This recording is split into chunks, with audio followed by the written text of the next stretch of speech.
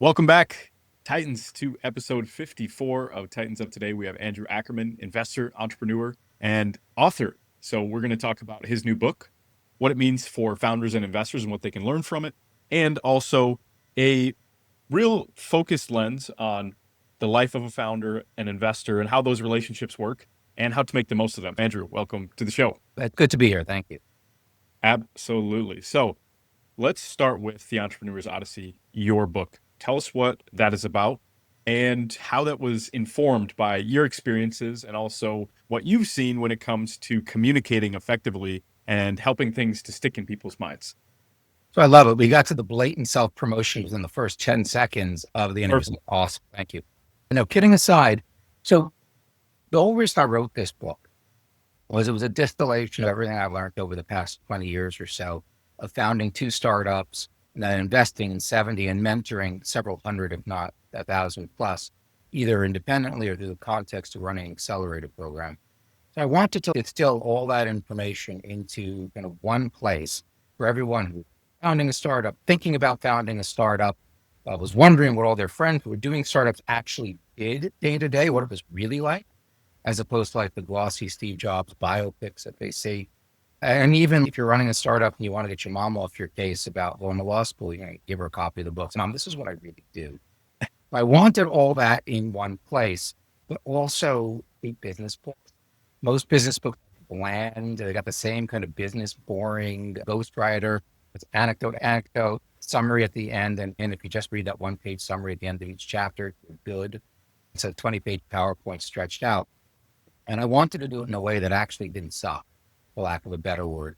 So reaching back ages ago when I was in business school, there was a book that I remember still to this day called The Goal. And The Goal was written like a novel. It was about a guy turning around a printing plant in the Midwest, but it was the author's way of teaching everything you needed to know about business strategy and operations, but telling it like a story.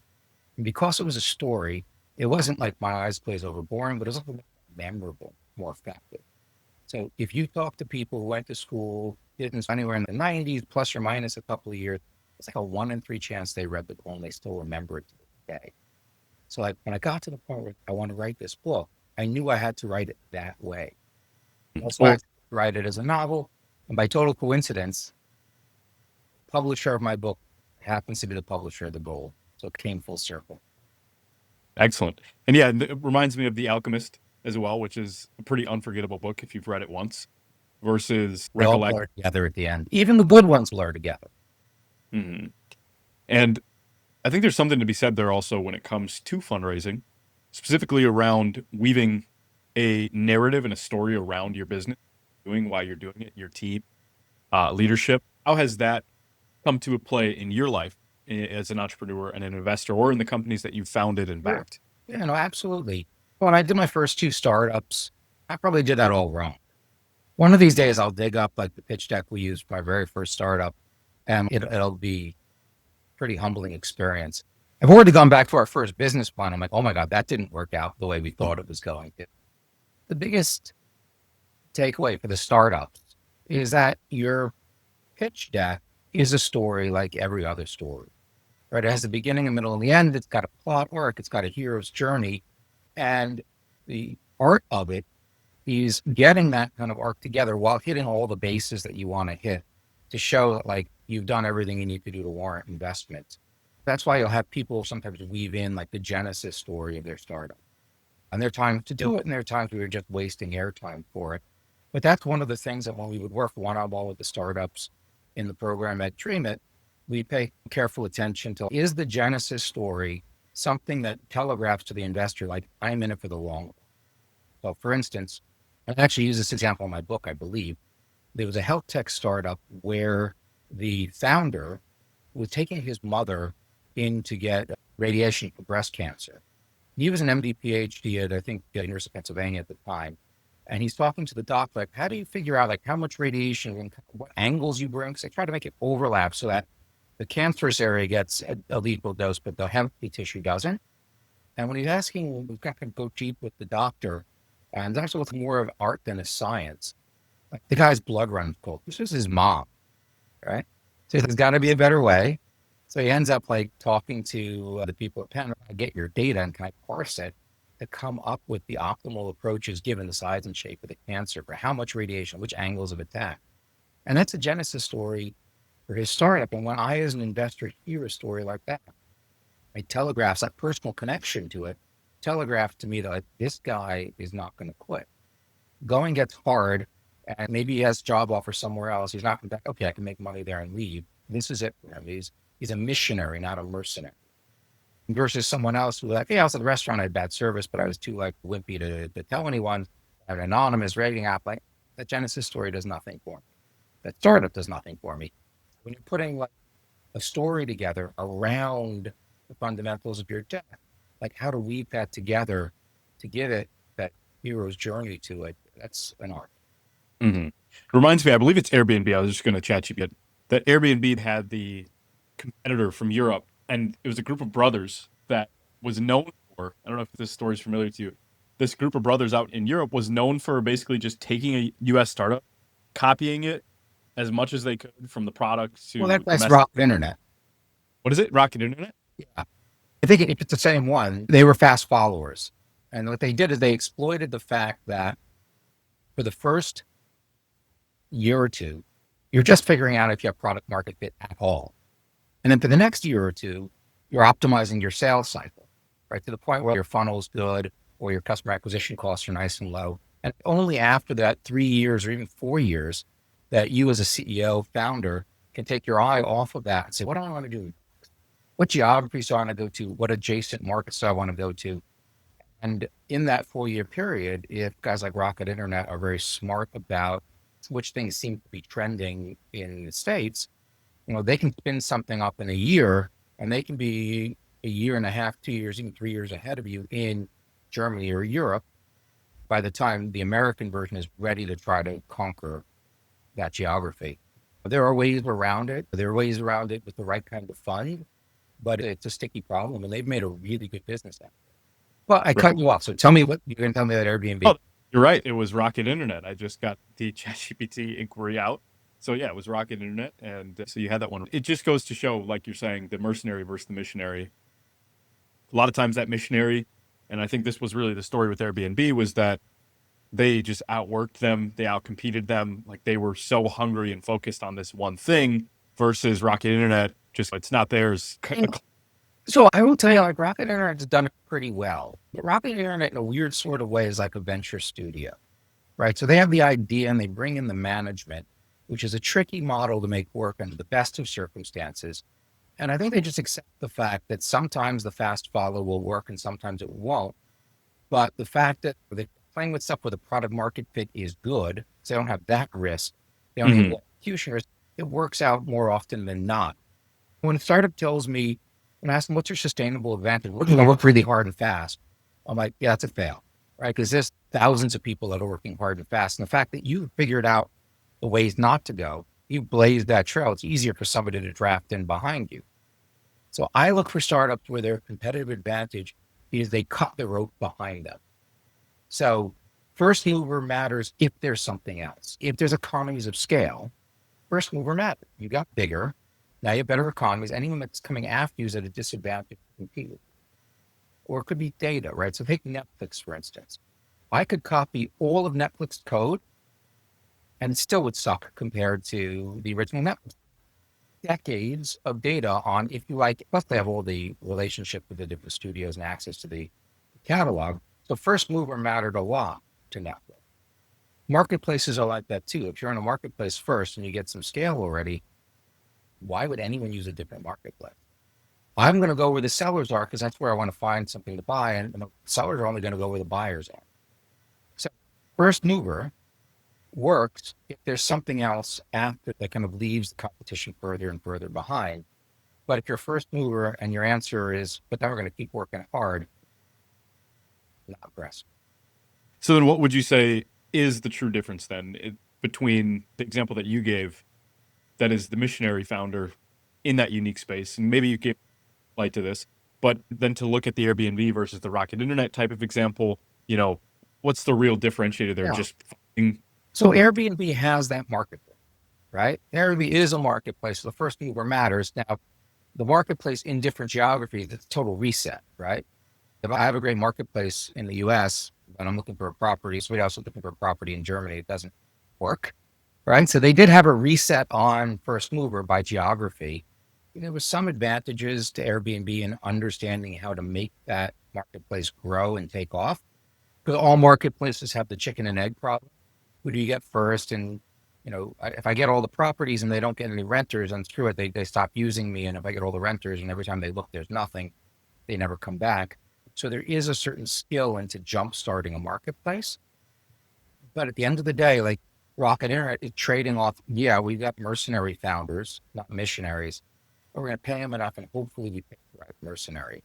And Okay. sometimes that's enough. Sometimes their local first mover is enough with the right mercenary. It doesn't always play. Like they did, I don't know if you remember a startup in the States called Plated. There's a couple of them where you would subscribe and you would get all the ingredients for your dinner be sent to you all ready to go, and you would just cook it with the instructions. So it took all like the shopping and prep work out of it, and it was healthy. And there were a couple of them that were really, really successful in the States. Rocket Internet did a knockoff, I think, based in the UK. I knew the guy, and I think they did pretty well.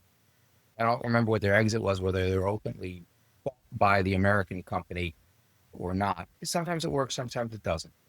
Mm. And they funded it themselves, I think, mostly. So that's the other thing. Like they're not going to outside investors.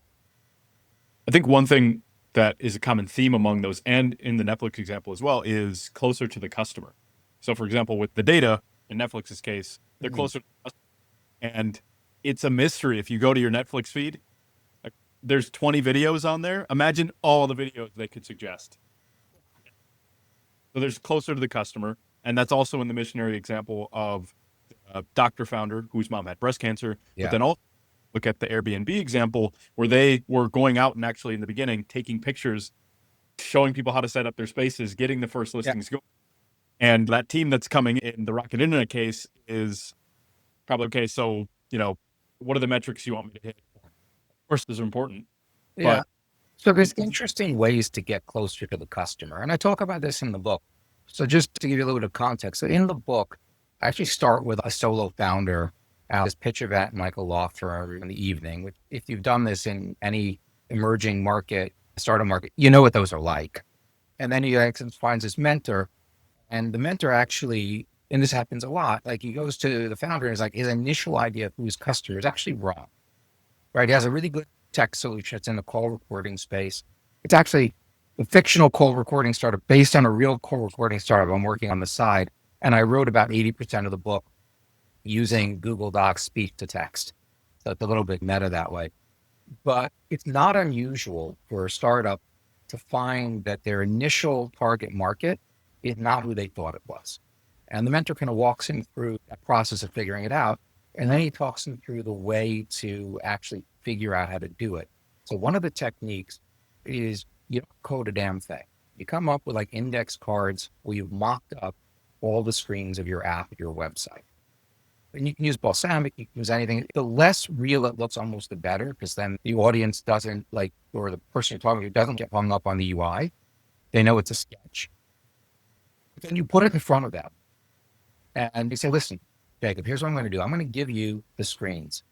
I'm not going to be there if this were a real use case and you just downloaded the app. So you can't ask me anything.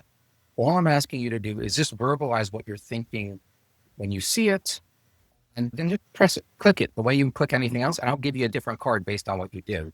But I just want you to verbalize what you're thinking. So he ends up going through that process with, in this case, a friend of his wife in the book who happens to be a real estate agent, to see if that was the right profile for the type of app that he was building. I should actually say, you mentioned it earlier, it's written like a novel. One of the challenging parts, or the more interesting parts too, for me, was taking what would otherwise be a conversation that I'm having with a founder across like a conference room table and turning it into an actual part of a story, a novel with an arc to it. And that's one example of how we did it. I had them actually doing that customer discovery exercise with a index card mock-up of his app and just talking through the entire process. and what were some of the insights or the things that you learned from doing it in that way? Did it help That I did, or the character in the book? you Oh, personally? so when I had done it in the You learn a lot of things about what is obvious to your user and what is not.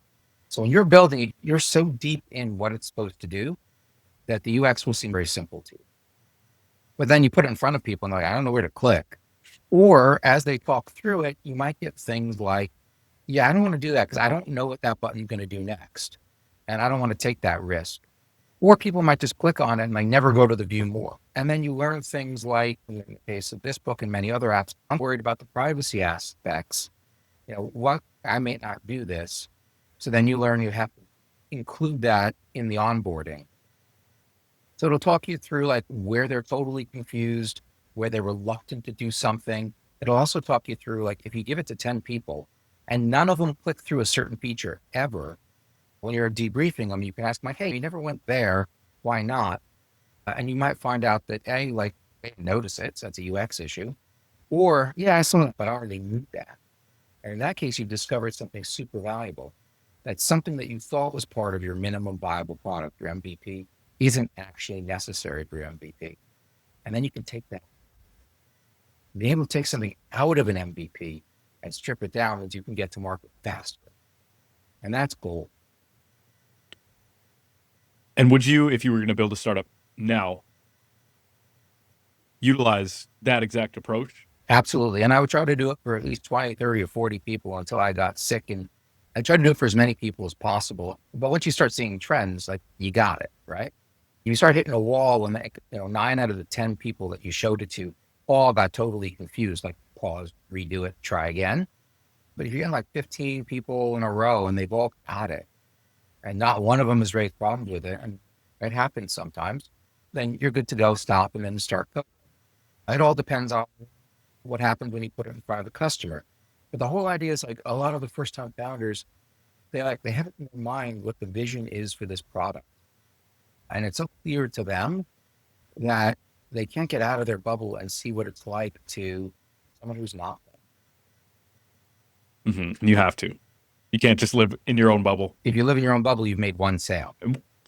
Your career as a founder, what was the moment that you knew you'd never be an employee again? Well, yeah, so that's a good point. Being a founder ruins you for a real job in a lot of ways. The hours are horrific. The pay is horrible, but the kind of master of your own fate, that's addictive. Being able to say, I get up and I've decided that I want to work on this.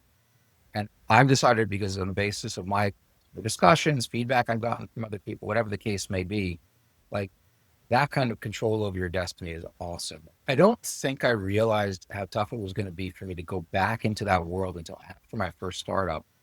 And then I worked at a family office. But just to be clear, like family offices can mean a lot of different things.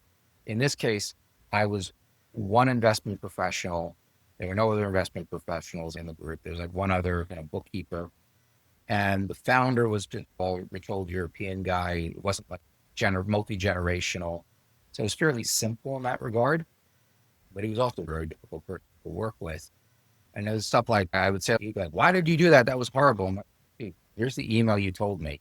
Here's the trail where I said, we shouldn't do this. This is a bad idea. I didn't pay you to make decisions. I paid you to do what I told you to. And it didn't work. And you're like, I didn't send. So that kind of BS, once you've done a startup, it's really hard to go back. Yeah, I can resonate with that. I had a similar experience as an employee. That kind of was my last step before going and being an entrepreneur. So I can resonate with it. And talk about Bank One. Bunk One, not Bank One. Big difference. Bunk One. Yeah. What was that? And how did that turn into your VC superpower? Sure. So Bunk One was my first startup. When you think of Bunk, think like summer camp. That was the idea. But we would describe it today as SaaS for summer camp. So we started off, this is in 2000. I was the third founder on. And the services we started off offering was like a password protected photo gallery, which in 2000 was really hard to do. Password protection on the individual user side. So they would try to do it with Shutterfly, Snapfish. I don't know if you remember those sites, but the camp would do it. It had one password for the entire camp. And then they were all worried that somehow some pedophile would get password and then they'd look at kids in bathing suits and somehow magically something bad would happen. But then they were stuck because if they change the password, they have to go tell 300 other parents that there's a new password just to lock out this other guy. So having it where they could set and manage passwords at the individual user level was actually pretty hard then. And prints were selling for like $4 for a 4x6. So that was actually pretty lucrative. So we did that. We did one-way email systems. Like if you're at camp and I want to send you a message, I want you to get it instantly because I'm lazy and I want to do it on the computer, but I don't want you anywhere near a device. This is even before mobile phones. I don't want you near a computer. And the way we square that circle is everything that parent would send through a glorified web form would be sorted and printed out and given to the campers with mail call. So we were basically selling electrons or stealing from the post office, depending on how you wanted to look at it. So we started with those products, then we rolled out ultimately an entire camp management system. And we made a lot of mistakes. Like for instance, one of the things I talk about is how you want to test as many of your critical assumptions before you do anything. And there are ways to do it. Like you do that index card mock-up of your app. But another way to do it is you make an Excel model of your business. And the idea there isn't necessarily to have accurate 5-year projections. They never are. As an investor, I know they never go. But what they need to do is reflect how the business functions in reality. So let's say, take a simple example, you're an e-commerce site and you're going to drive traffic with Facebook ads, Google ads, something like that. You're going to live and die based on the cost per click, the pogo rate. I call it the pogo stick rate. People will jump right back out. Percentage of people who add stuff to cart, the percentage of people actually end up making that purchase, all the way down to your ROI on every ad spend. So the wrong way, which is the way we did it, I'll tell you the details in a moment, is to just build it and see what happens. Right? The right way to do it is you model all that out in Excel and you ask, well, what are the assumptions I need to make? One is like the cost per click I have to pay to Google Ads. And then the other is the bounce rate. And then how many people actually get to the end and what their average price, average cart value is. Okay, I can, for zero money, set up a bogus site on Wix or Squarespace. I can make it look like my site. I can put $100, $200 into Google AdWords and see what my cost is. And even see what my bounce rate is. Right. So I can move the two assumptions from assumption proven with hard data without spending a lot of money. And if I'm really clever, I can get much further. So I'll give you actually a real example. This was a Dream It company. They originally came into the program. This is before my time. I've got a similar story from my time, but it's better with this company. They originally came in with a blog discovery platform, which sounds blah, but back at the time, it made sense. And they had modeled their business and they found that if they had a 2% conversion rate from free to paid, their business worked. If they had anything less than that, the economics just didn't work. So the original plan was like, we're going to build it, we'll test it. It'll be done a couple of weeks before demo day and we'll present the data. I'm like, can't go that far. And if it doesn't work, you're SOL. So what they ended up doing is they put up a page, upgrade now, and here's the free, you get these 3 things if it's free, and you get these 9 things if it's pays, and then here's the price, buy now. And they just got their click-through rate.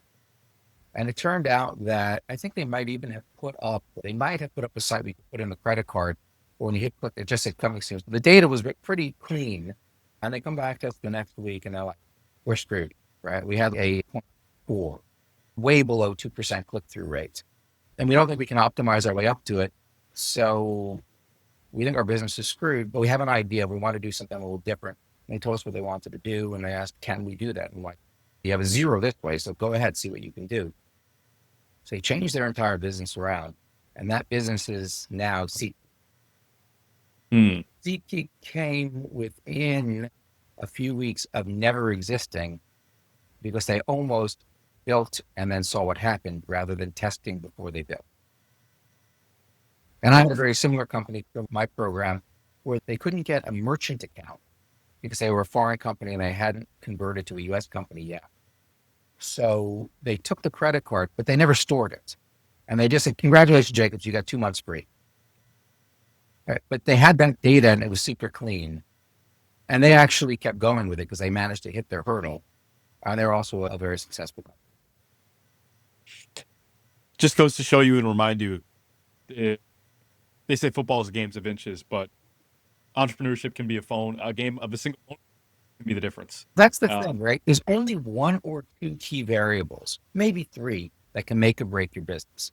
There's a lot of them that like you could be off by 50% and it doesn't really matter that much. And that's really what I'm looking for, just to flip gears and talk about my investor hat. I want to know that the entrepreneur knows that, right? A lot of entrepreneurs, they don't really know what their make or break assumptions is. And that's a problem, especially when you're getting involved very early. If the entrepreneur doesn't know what the three or two or one thing they need to focus on the most, you don't know what's important. You're not going to put your time there. And it tells me a little bit like how they think about the business. That's really what I'm looking for in when I ask for like their financial.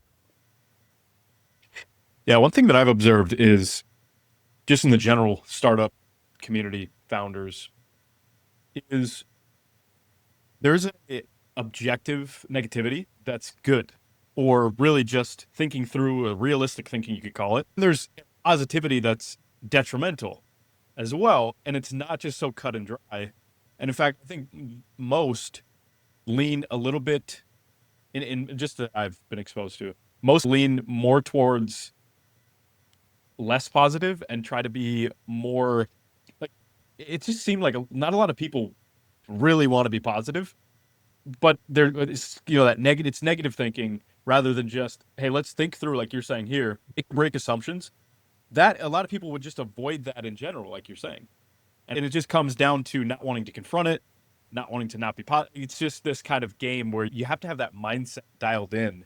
So that just reminds me of three or four different things. Number one, I wish I had really told me this, but when I'm looking for founders, are founders that have well-reasoned or loosely held opinion. So if I ask a founder, hey, why are you going after this target market as your initial go-to-market? I want to understand they have a very good reason for doing it. But if it turns out that I can give them actual hard data that they can confirm that's not what they think, the right founder turns around like, you know what, you're right, we should go in a different direction. But they shouldn't do that if a mentor just goes, I think you should be at a different target market. They shouldn't be like a weather vane and just switch based on that.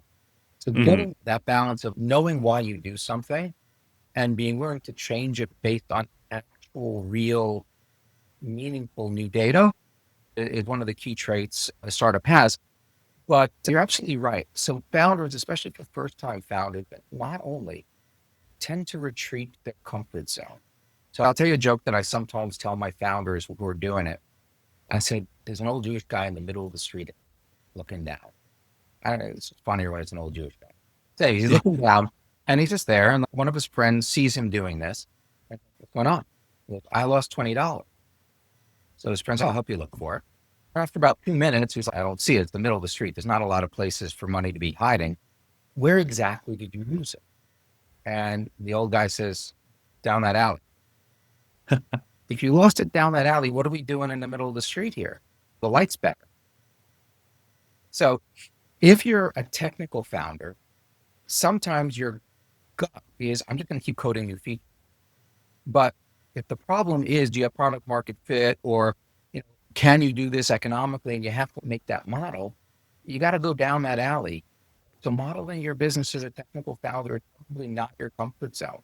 That's where the money is. And vice versa. There's founders who are really good at sales, but like rush away certain technical requirements. You got to be very careful, especially if you're strong at one thing. Are you doing the right thing, or are you doing the thing that's easier for you? So you got to go down the alley because that's where the money is. Aware of where the focus needs to be, where the real problem or the bottleneck is. And you said the word there. First, we'll talk about the principle there, and that's the test. Find the real world data, because a lot of people summarize what we said here.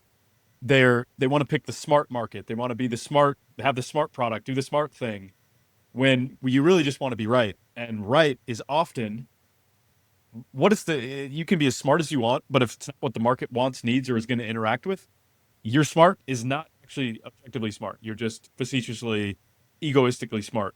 And that's pretty common versus what you're saying. Yeah. And all these people who are like, oh, I want to get to the right market. I got to tell you, there's a lot of hungry entrepreneurs out there. So if you think, oh, I found like the right market niche, I guarantee you I've seen 10 decks with the exact same focus. It's actually not a bad thing. Let's talk about something we haven't talked about before, which is the overarching question, which is always why now? And so why now? If a startup could have been done 5 years ago, Tons of people have done it. Hundreds of people have done it. There's a lot of hungry entrepreneurs that are just, they have these problems that have been nagging at them. And the moment there's something that changes that makes it possible to solve it, they all rush in that direction. And it's usually a technical change, right? So for the startup in the book, call jar, the issue is that speech to text technology finally got to a point where it was good enough to make it happen. Now, in another 3 years, too late. Tons of people are already in it. Already, we see a lot of companies in there playing in the speech to text space. Right. So once that's happened, either you've got a lot of companies that are very far ahead of you, in which case you're late to that party, or a lot of people have tried it and haven't made it work. So it's really not something where there's product market fit to be found. But the moment something becomes possible, and it's not really technical, it could also be a regulatory change. It has to be a discontinuity. It can't be like general demographics. Now millennials want X. That's a slow and gradual change. It has to be like very discontinuous change. The moment there is that change, all these people start jumping in. Well, the good news is nobody's ahead of you. It couldn't have been done before. And the bad news is I'm going to see 10 startups with the same pitch. So I'm going to start looking at, okay, great. You're doing something I want you to do. I want someone to do. Now I want to figure out which course I want to bet on. So for that, I want to understand the right team for it, got the right go-to-market. You can execute on the idea better than anyone else. And if you happen to be further along by a little bit, for whatever reason, I want to know that you are. Mm-hmm. That's really, if you're looking at something like, don't be so rolled with your idea. And, I came with a great idea. No one else has. More often than not, I've seen 10 other really smart people who came up with that idea or something reasonably close to it.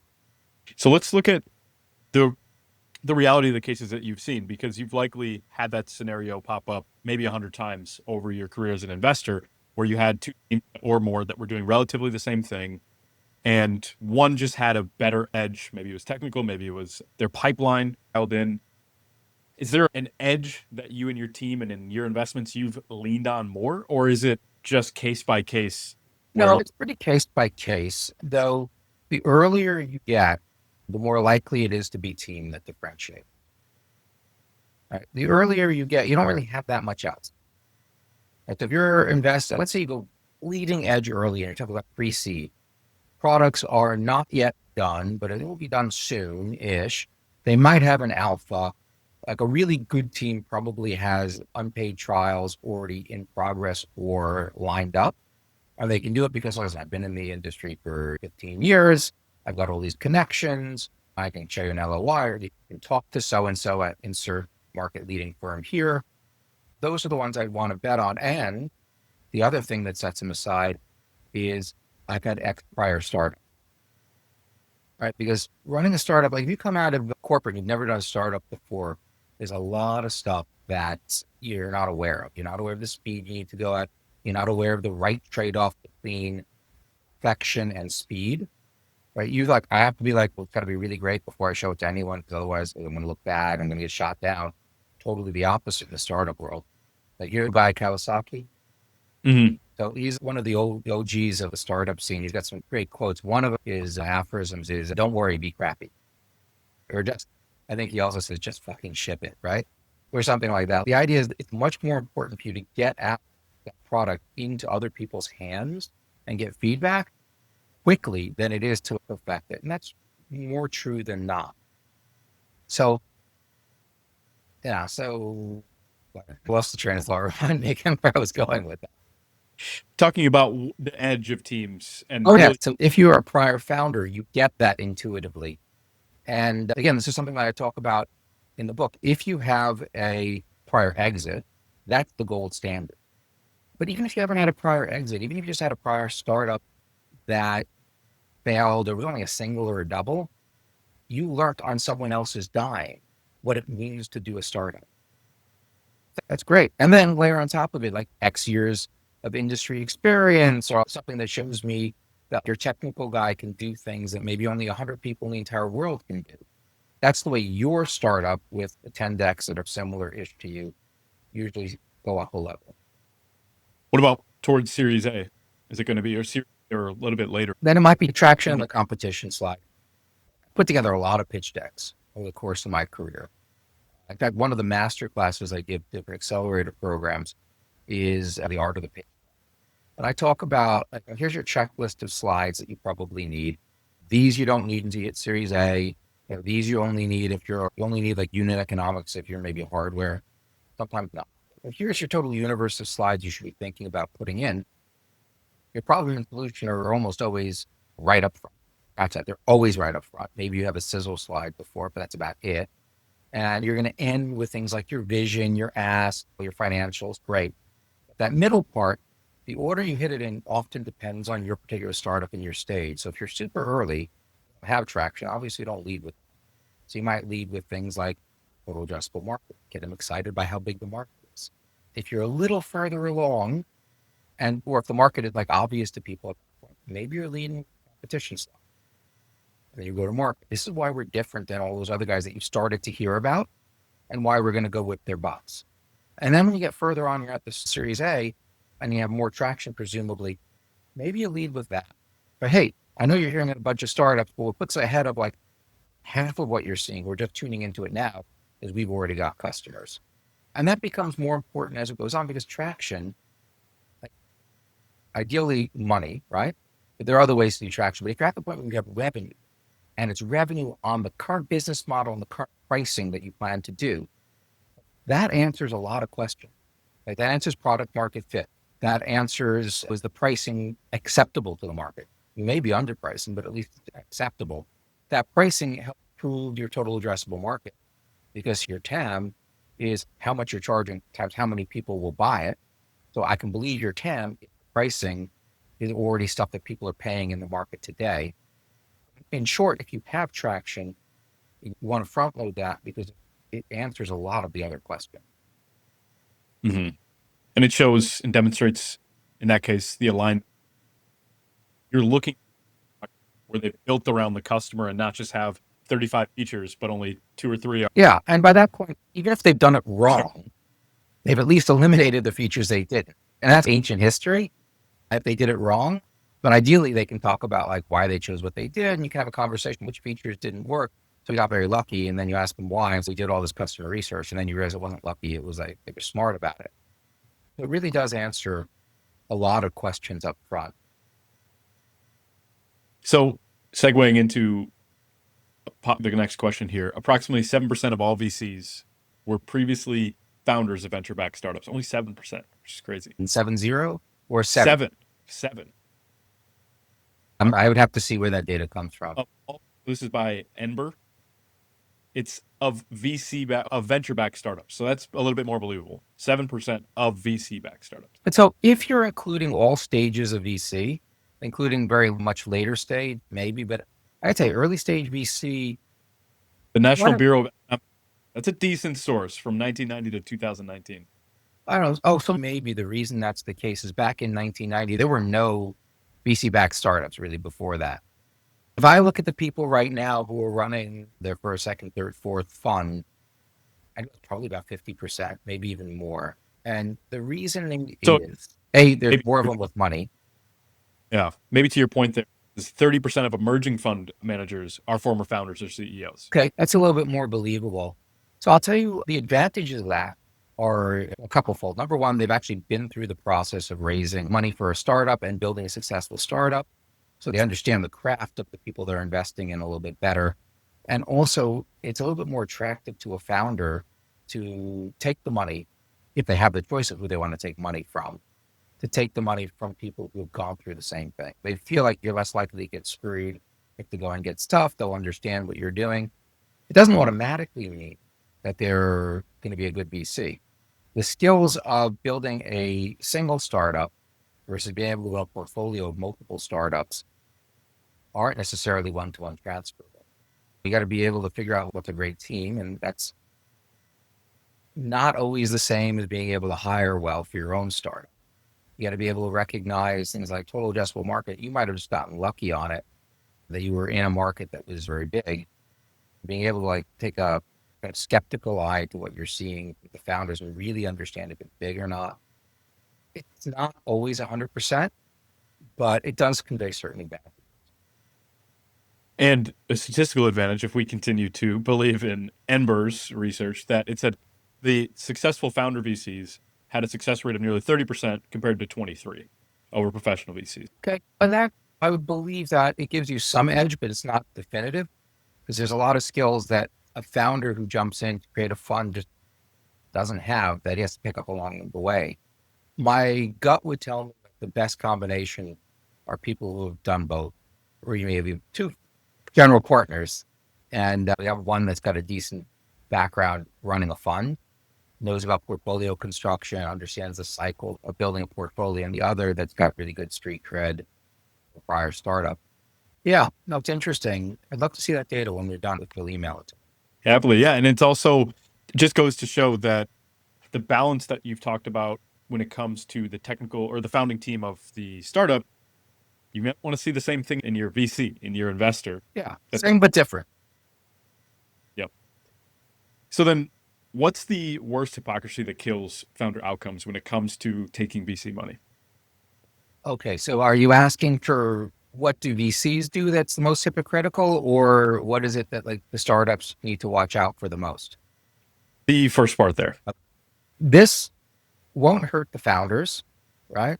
But it does drive me nuts about VCs and will hurt your ability if you're looking to become a VC to really be successful at it.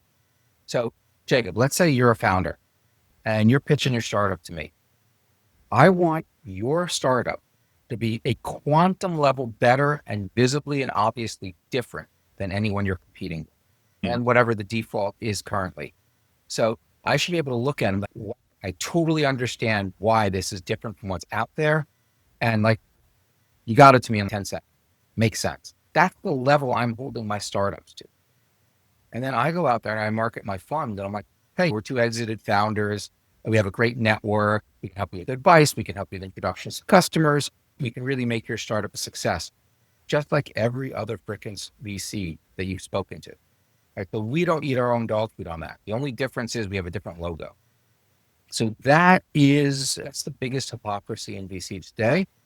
And when it comes down to it, it hurts the VC because let's say, Jacob, you're a superstar, right? And you have your choice of VCs. You can take my money or you can take Andreessen's money, right? And I'm just using them as an example. You're going to take one with the better track record, the better name, signals more to other investors. They may actually be better, probably are in many ways. So for a VC like me coming in, I'm at a disadvantage if I'm just using that generic VC approach against established VCs. So the way a VC can get out of it, I do a lot of this in my other hat, doing consulting for corporate innovation and for other venture platforms, is that you come up with a platform that is bona fide different. So accelerators, in a way, are a platform. Jacob, listen, those guys, they just invest. I get in early when you're still figuring out like how you need to prove your idea. I would save you all that time and mistakes of like practicing and doing it wrong. I'm going to show you how to do it on the cheap. I'm going to get you in front of hundreds of investors and here's my list, right? Now, there's so many accelerators coming in. Now you have to have a unique value proposition within the accelerator space, but that is a platform. Corporate venture is a platform, again, in theory, right? Hey, Jacob, like all those other guys, they're just money. We're a multi-billion-dollar corporation. I can get you so much business in our lines of business. You come with us, it'll actually make my money is greener then, right? Now, most of the corporate venture firms fail to deliver on that promise for problems with how they're set up, but at least it is bona fide different.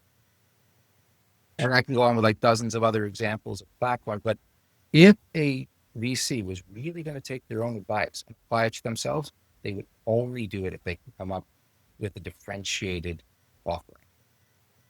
This is going to be a bit of a hard question, but we'll see how you do. Just because it could be subjective in some ways, but I think you may have an objective view on it. And if you were going to be starting, let's say, an AI company right now, is there a approach that you would look for when it comes to your capital raising in terms of I would 100% go raise angel money first. I would try to get to this level second. I would not take VC money until we pass this threshold. Sure. And be subjective in some ways. Okay. But So this is a little contrarian, right? But let me set a framework for it, right?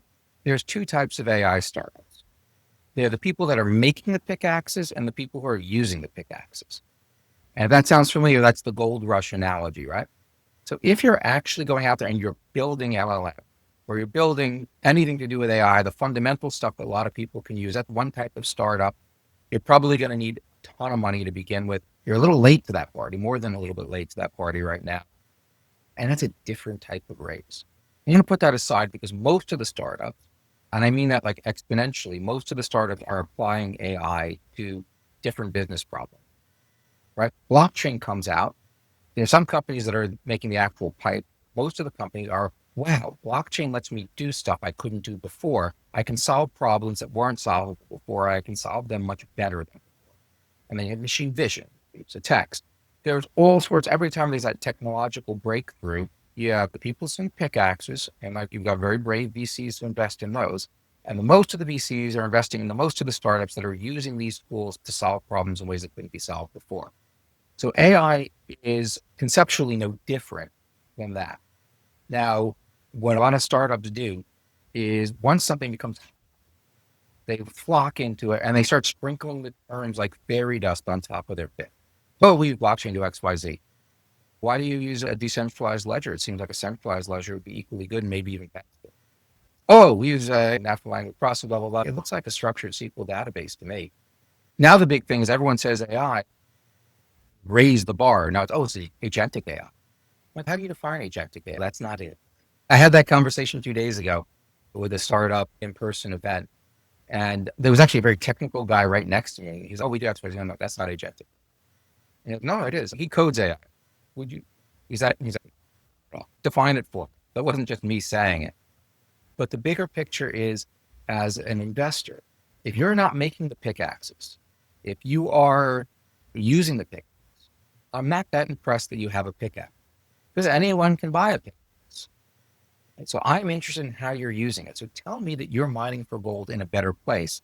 Don't just say, hey, I have a shiny new pickaxe. And the way you do that is by showing everything else, right? So you can say, we use AI to do A, B, and C. That's it. You don't need to say AI ever again in your presentation, except when you're getting to like maybe the problem and solution, right? The problem is I can't do these things. My solution is this and the other thing. And then as an investor, I'm, oh, you can do that because AI can do that. And AI at the level of accessibility that it is today didn't exist 2 years ago. So it comes out because AI enables you to do everything, but you got to nail everything else. Right? It's just another tool. And I'll give you another analogy. This goes back a while. When mobile phones first got smart, there was a fund, very successful fund in New York called ENIAC. They marketed their fund as a mobile only. They were only investing in startups that were planning on doing mobile plays. That lasted one fund. And the reason was within 2 or 3 years, everyone had to have either an app or a mobile optimized website. It became a tool that everyone had to have. So at that point, it wasn't a differentiator anymore. So we're going to go through a period of time. There's some funds that maybe are pitching themselves to their own LPs, their own investors, as we're investing only in AI. Well, in a couple of years, that's every fund on the face of the earth. Right. So that's what we've seen before. That's the path we're on. And if you're a founder, don't fall in love with your pickaxe. You didn't build it. So then on that note, would you go and take it? Let's say you're building that, you're the founder. You have what you need. You picked your problem. You have what you need in terms of team. You've picked your problem. Yep. And it's totally up to you about how you go and raise money. Do you go raise angel capital first, raise 250K, build your product, meet your customer, or are you just going and finding the customer? Are you taking VC money? Again, it's a general. The answer is always, it depends. Like people hate it, but that's the answer that VCs give. In this case, the vast majority of the time, the answer is the same. Jacob, you got to do everything you can possibly do with the resources you have before asking anyone else for money. Right? If I'm the investor, you're telling me, I'm like, have you tried this? Have you tried that? This only costs $100 to do. Why haven't you done that? That's a bad look for you. So you do as much as you can without raising money, and you raise as little as necessary, generally speaking, to get you to that next fundable milestone. Now, there are some times where that rule doesn't work. Like sometimes you're in a land grab, right? And that happens a lot with new tech. Like all of a sudden we can do all this. There's a lot of people coming to the table with the same idea. And you have a choice. You could work nights and weekends, take you 6 months to get to MVP, And then you can do your best, you and one other guy do your best to get your first couple of pilots, and it'll take you a certain amount of time. Or if you raise some money, you can quit your day jobs, right? Maybe even bring on a third person and get your MVP out in 6 weeks, right? If it's really a land grab, and if you have real first mover advantage because it's a marketplace or there's data economies of scale or whatever that is, it may pay to prioritize for speed, which is why, like in the realm of the people who are making pickaxes, they're making the AI tools, they raise so much money front because it is a land grab. It's like these are the people who are building the new railroads. So speed matters more than anything else for them. For most people who are doing the application of a new tool, or using the pickaxes, it's better to be. You have to do everything you possibly can with what you have and then raise money. That's a great principle there. So when it comes to raising money, what's the fastest way to get ghosted before you ever even pitch? Honest, I rant about this a lot in the book. There's two things that will immediately turn off a VC. One is if you're using someone to raise money for you. The other, and we'll get to that in a second, is if you just spam us cold email. Let me deal with the first one first. So it's very tempting if you're a founder to try to want to outsource that. Fundraising is almost always not the founder's core skill set, right? And even the ones that have done it before don't love doing it. It's the annoying, repetitive job. So the temptation to outsource it is real, but the number of investments that I've made as a result of a third party trying to market a startup to me round up to zero. And here's the reason why. And actually, I'm going to tell it in the version of the story, how I do it in the book, right? So the founder is out having beers with a buddy of his, and they're just talking, and the buddy says, hey, like, I'm done with the dating apps. I finally hired an actual matchmaker to help me find a date. And that's how I was working for you. I was like, yeah, I thought it was going to be great. I had an actual real life human being in front of me. She got to know me and, it's going to set me up with a bunch of people. And then I realized when I started meeting the people that, kind of low quality. And the reason was that professional matchmaker, there's no indication of quality there. The professional matchmaker's incentives are to take your $5,000 and then take $5,000 from as many people as she possibly can or he possibly can, and then put them together. There's no incentive for them to turn people away because they're just awkward or they're not matchable. In a way, the professional introductions are a lot like that, right? You're paying someone else who has no incentive to not take your money, which means that when I get an email from them, there's no indication of quality. Right? It has zero signal to me, and it actually has negative signals because your relationship with me is one of the deepest relationships you as a founder will. I am an early stage investor. We're going to be in bed together for 7, 8, 9, 10 years. It's really hard to get me off the table, right? So it's actually easy for me to get you out of the company. Not that I ever want to do that. Sometimes you have to, but getting me off the cap table is virtually impossible. So would you have somebody else pick out a spouse? So really, it tells me that you don't really get the importance of it. There's actually a negative signal. And it's similar with the cold emails, right? The cold emails have gotten worse than ever because AI has made it so easy. Like the CRMs made it easier to send like drip campaigns that kind of sucked. And now AI make it even easier to come up with it. And I get hundreds of emails all about, hey, I've got this new medtech start. Dude, I don't do medtech. It says it right there on my LinkedIn profile, what I invest in. You just told me that you haven't paid any attention to it. Plus, those people often set up their drip campaign poorly. So when I write back saying, hey, it's not for me, they keep spamming. But here's the analogy I use. And actually, I should have put this in the book. You ever found a business-to-business focus, like a SaaS software type enterprise software startup? Mm-hmm. What was the average ticket size? Like how much was the average sale per year for Big? Give me a number, rough numbers. Mid 5 figures minimum. I mean, okay, up we're to talking like 50 grand a year, say. Yeah. And in your seed round, how much did you raise for that seed round? $750K. Got it. So let's do that math, right? That's 15 times your average sale price. So for the person that you wanted a $50,000 check, before you reached out to that person, you did a lot of research. Who's the decision maker? What are their pain points? How do I get across to them the details of I solve your problem? And ideally, you got a warm introduction to them so they would take your call.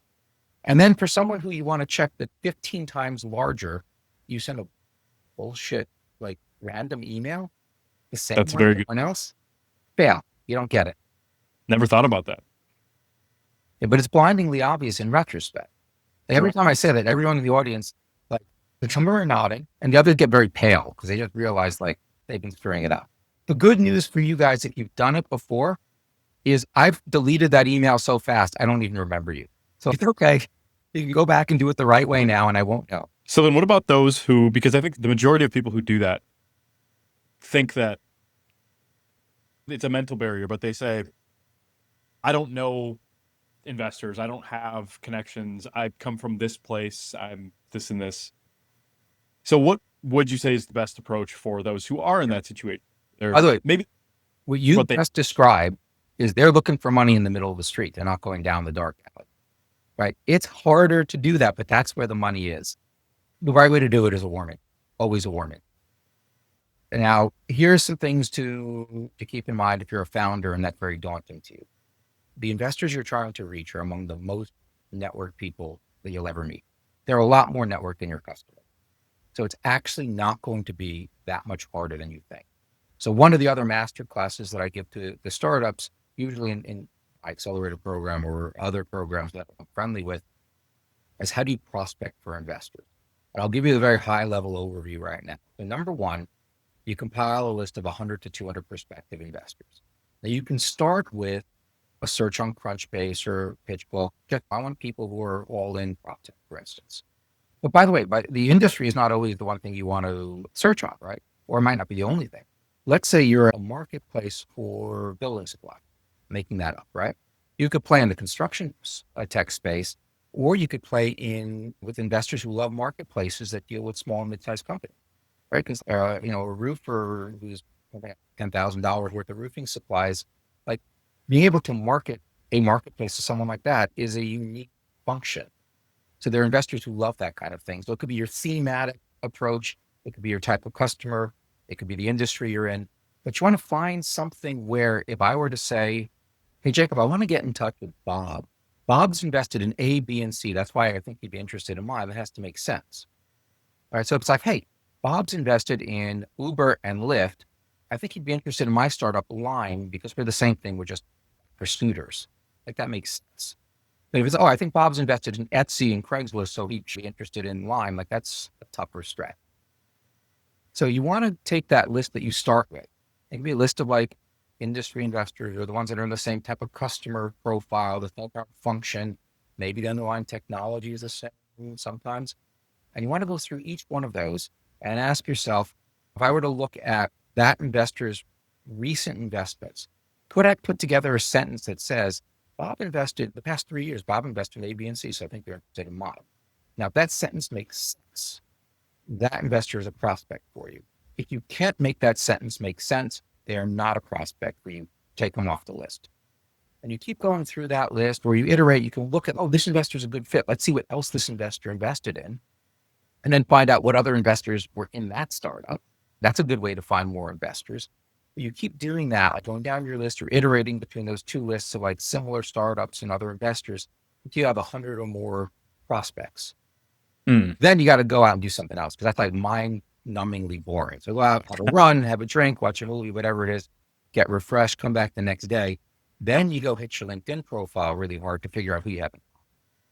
Usually you'll have a couple of people in common. So there's going to be a little bit of art form about who you ask for which intro and how you spread that love around so you're not overburdening your network. But you'll find that you have connections to more people than you think. Some you won't, put them aside, you'll come back to them later. And then you go out for another run because just doing all that work on LinkedIn is also my eyes glaze over boring. But then the next day, you come back and say, great, I'm going to queue up all these emails. You queue them up, you know who's invested in what, so you put that sentence together and you ask for that warm intro and send them all out at once.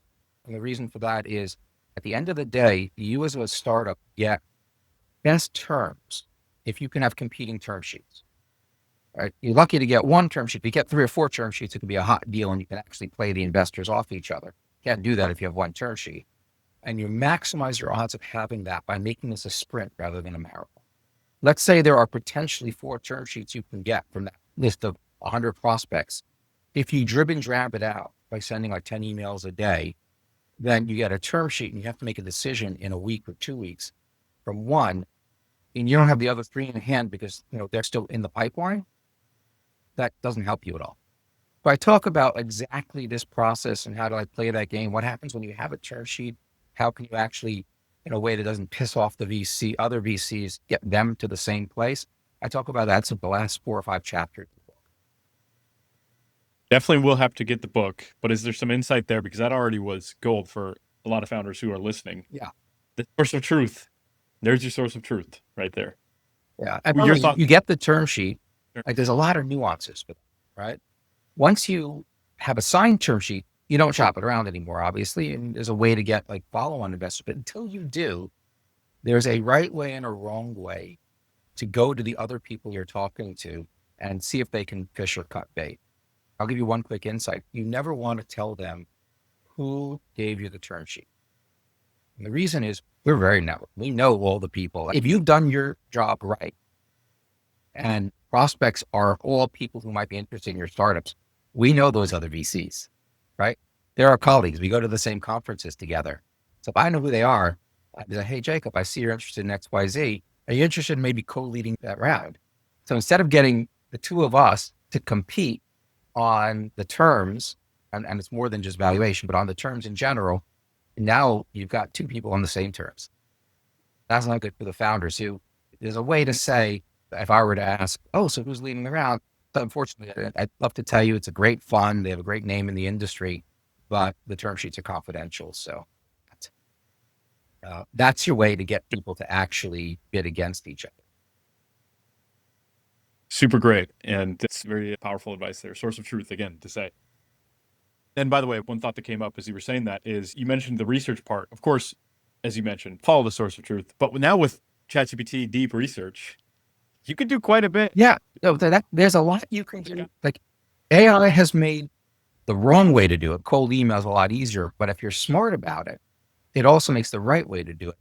And I'll give a personal example if you want. This is actually have to do with me as an author trying to market the book. So I wanted to send out an email to everybody in my contacts about the book, but I didn't want to send the same email to someone who had been talking about the book for months and maybe proofread it for me versus someone who they're in my contacts. I talked to them, but maybe I haven't spoken to them in a year.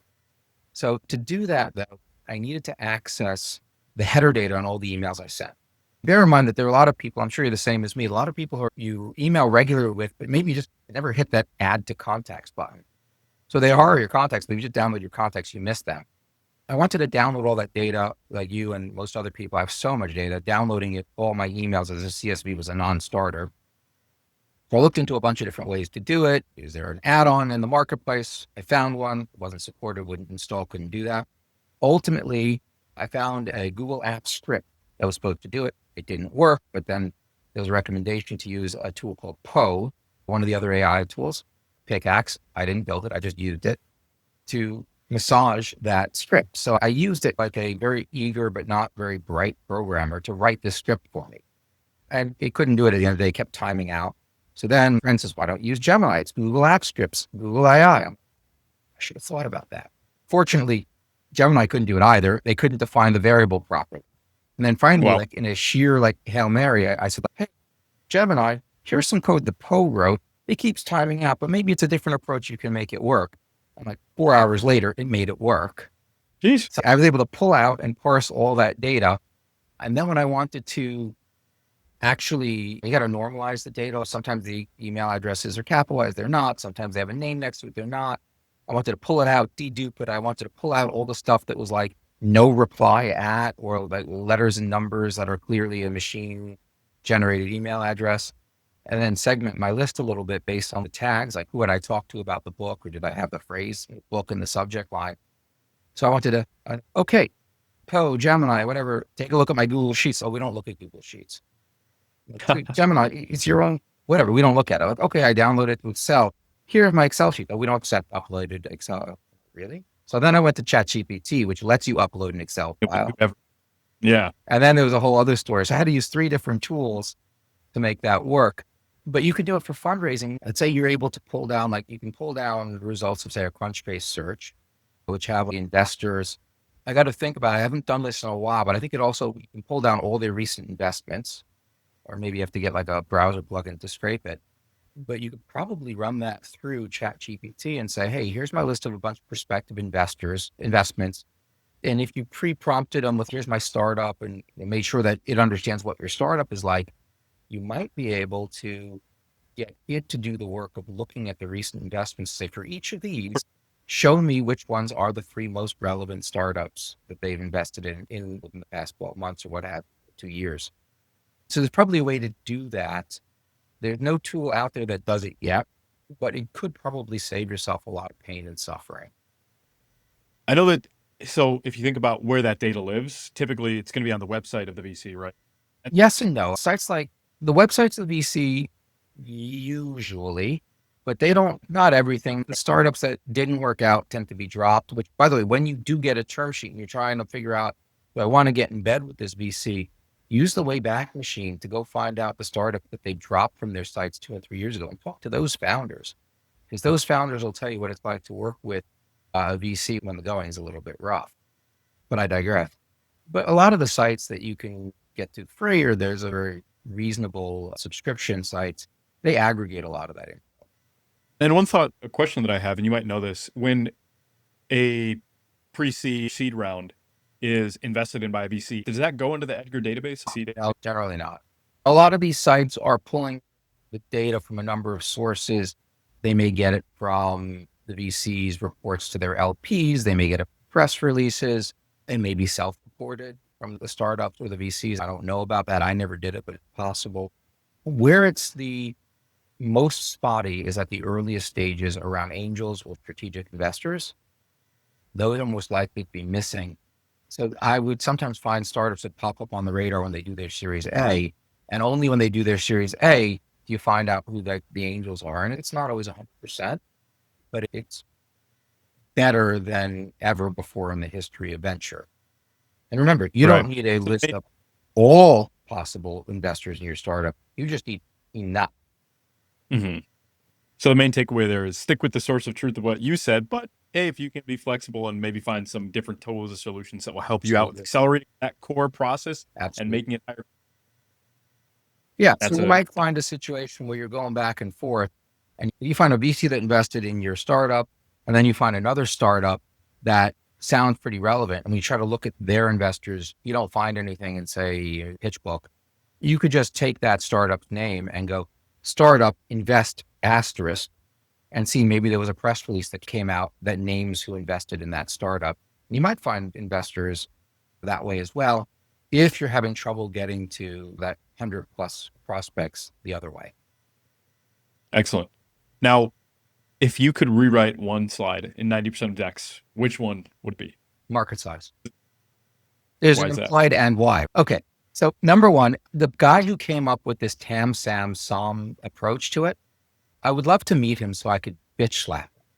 That approach has confused more founders than any other framework in the history of startups. Let me tell you from my perspective as an investor, why I hate that. I know for a fact that 2 of those 3 numbers are wrong, and probably all 3 of them. So let me break it down for you. For those of you who don't know, TAM is total addressable market, SAM is serviceable addressable market, and SOM is serviceable obtainable market. So problem number 1 is, what the hell are those other 2?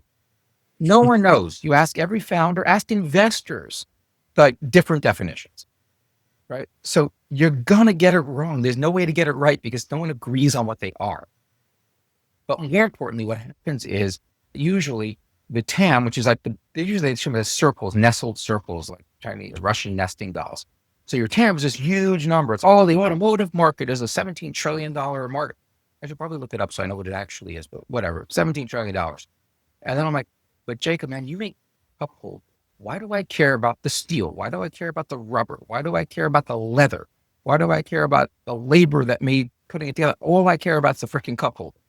So the second one might be like, oh, that's all of this. And then the third one might be only get 1% of that market, which is also the rookie error that startups make, because getting 1% of the market is hard. That doesn't give me any confidence one way or the other. So I know it's wrong.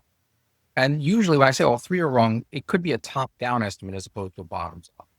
So a top-down estimate, usually I went on Gartner Research and they say the productivity surface software market for marketing is $15 quadrillion. And I'm like, yeah, but you're not selling every single productivity marketing tool out there, and you're not selling to every type of marketing agency. So like, that's totally irrelevant.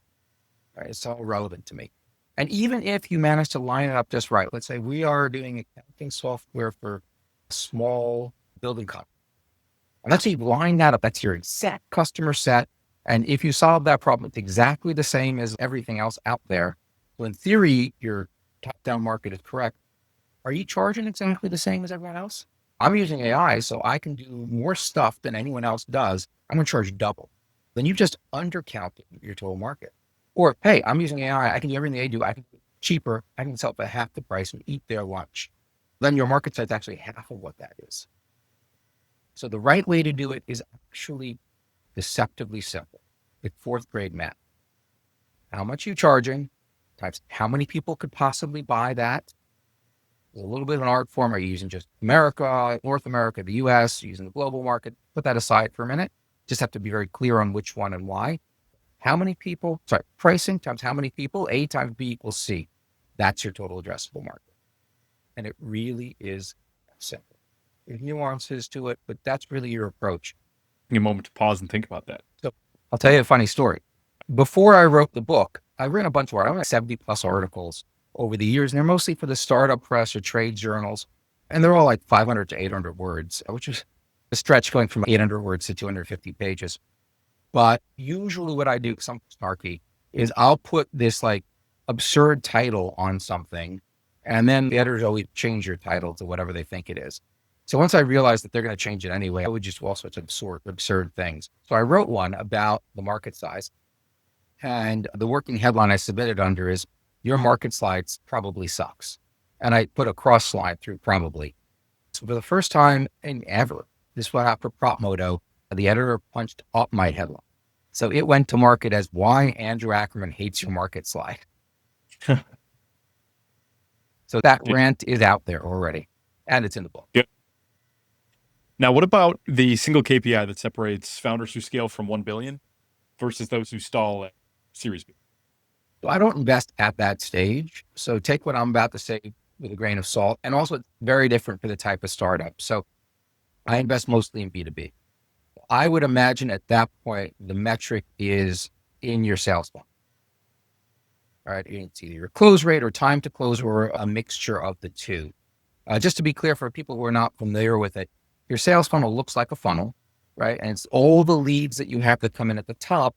And then at each level, you lose a few. At first, your qualifying level. Are they the kind of company that has the problems that you solve, right? Do they have budget to actually pay for what you do? And as you get further and further into the sale, you're getting more and more likely to close. And at the bottom of the funnel, you have a signed contract, it gets past legal, it gets signed, and they actually write you a check. Money falls out. And at each stage, you lose a certain percentage. So I would imagine at that point, it's your ability to have that process as efficient as possible. Much earlier, if you're pre-seed or seed, and you don't know those, the earlier you are, I'm more focused on product market fit. You'll figure out the economic, you don't have any data yet, the economics of your sale.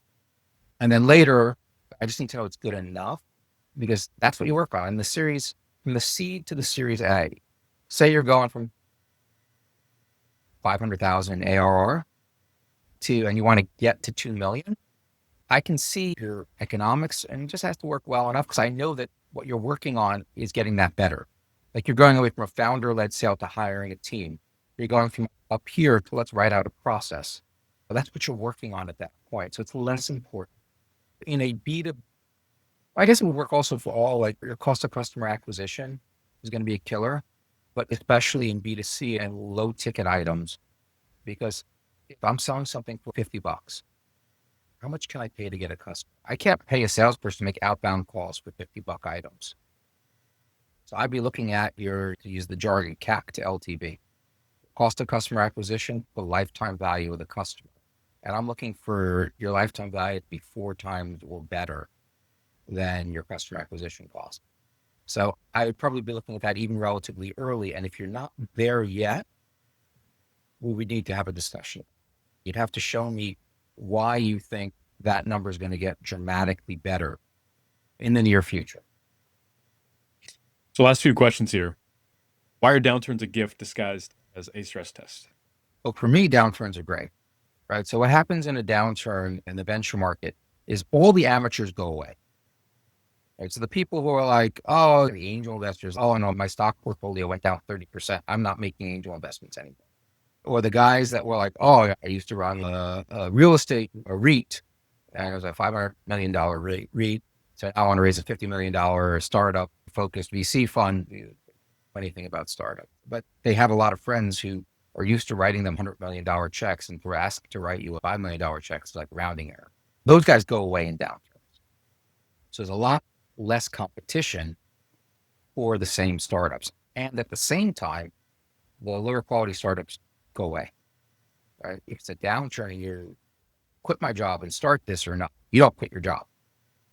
So you've got a smaller pool, both of investors and a much more higher quality, smaller pool of startups.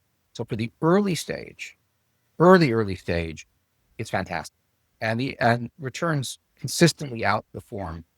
I'm going to give a quick shout out to David Coates from Correlation Ventures. I go to him whenever I want data to prove something because I'm lazy and he's already done the analysis most of the time. And he has really good data in a blog post he put out, I think about 6 or 8 months ago. We tried to time at the exact time to invest. It turns out that like the quarter immediately after the trough in the market is the best time to do it. Caveat is you don't always know that you're at the trough, right? You don't know if you're still going down or when you're going to come up. So it's really hard to time that, but you know when you're down. That's a really good time for early stage. It's not great for slightly later stage. So if you're already investing in companies that they've raised a seed or a series A, and especially if they do enterprise sales, and their customer economy is not great right now, we really want to use your product, but we just pause it for a quarter. If I'm raising in 18-month increments, that's 6 quarters. You've just taken away 1/6 of my runway. That's not a good thing. So it cuts both ways depending on stage. So based off your career and the book that you've written, what is the principle inside the book that will still be true in 2050? Most of it is, right? Take it step by step. You got to know your customer. That's not changing, right? Number 2, you got to have a compelling problem and solution, which includes the why now. That's not changing. You got to do the work to get in touch with the right investor. That's not changing. I'd say probably most of the core values of the book are not changing. I'd have to actually think pretty deeply to come up with one that I don't think would make sense. Andrew, it's been great to have you here on the show. We'll include links to your LinkedIn and more importantly, the book. Tell us how we can get the book. Sure. I'm going to share a link with you. You can Google Andrew Ackerman, The Entrepreneur's Odyssey. If you Google that, go on to Amazon and search for it. If you do, I just want to tell you, there is a library copy, hardcover, for $190. Do not buy that. My mom would not buy that. Get the paperback version. The cover art's nicer anyway. And Jay, when is this going to drop, do you think? Within a week. So there's still time. It's in pre-order right now. It'll actually start shipping on the 15th. If you order it before that, forward your Amazon email, the confirmation email to me at andrewackerman@gmail.com if you want, and I'll sign you up. I've actually set up a couple of master classes. How do you prospect for investors, the art of the pitch deck, how do you make a really compelling elevator pitch? These are sessions that I only do for accelerator cohorts and the like. I'm doing a couple for the general public. There's 100 spots I'm setting aside. About 60 or 65 are already spoken for. So if you get it as a pre-order, my way of thanking you for taking that leap of faith is you can get one of those spots. And if not, and you're only reading this later or listening to this later, order the book anyway. You don't have to wait. Rewarding and insightful for myself, and I'm sure it will be for a lot of other people who listen back to this, guys. So make sure to subscribe and go get the book. And Andrew, we'll hope to have you back sometime in the future. Thank you much. It's been fun.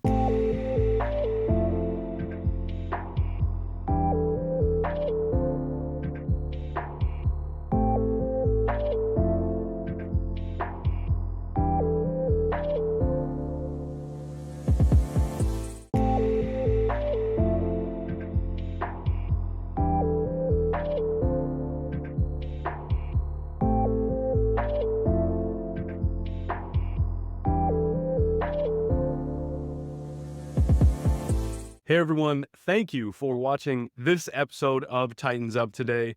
What did you learn from it? Make sure to drop a comment below with your most valuable insight so that other people can engage in the conversation around what this speaker brought to the table.